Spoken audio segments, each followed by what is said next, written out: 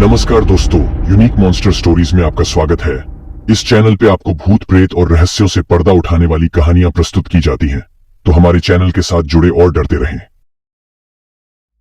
बचपन में सर्दियों की रातों में दादी की कहानियां मेरा मनोरंजन करती थीं, पर एक कहानी ऐसी भी थी जिसे सुनकर रातों में मेरी नींद उड़ जाती थी। वह थी खामोश गुड़िया की कहानी। गांव के बाहरी इलाके में एक बूढ़ा दंपत्ति रहता था। उनके पास एक खूबसूरत सी गुड़िया थी जिसे वो अपनी बेटी की तरह मानते थे। गुड़िया को रेशमी कपड़े पहनाते, खिलौने देते और रात को अपने बिस्तर पर सुलाते। एक रात गांव में आंधी आई, बिजली कड़कने लगी और तेज हवाएं चलने लगी। बूढ़े दंपत्ति डर के मारे सो नहीं पाए। सुबह होने पर उन्होंने देखा कि गुड़िया गायब है। पूरे घर में खोजबीन की, मगर गुड़िया कहीं नहीं मिली।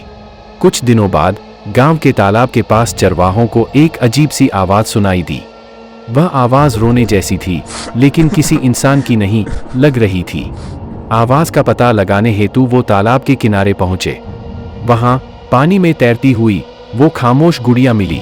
उन्होंने गुड़िया को बाहर निकाला और बूढ़े दंपत्ति के पास ले गए। दंपत्ति खुशी से फफक पड़े, लेकिन कुछ चीजें बदल गई थीं।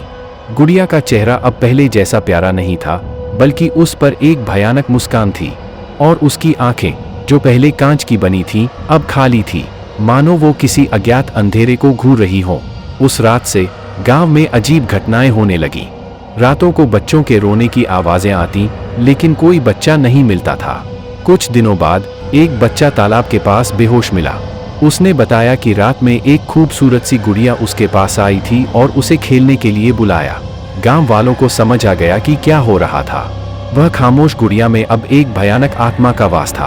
उन्होंने गांव के तांत्रिक को बुलाया ताकि उस खौफनाक गुड़िया को नष्ट किया जा सके।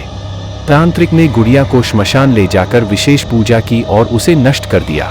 कहते हैं आज भी कभी कभी पूर्णिमा की रातों में तालाब के पास से एक खामोश सी हंसी सुनाई देती है।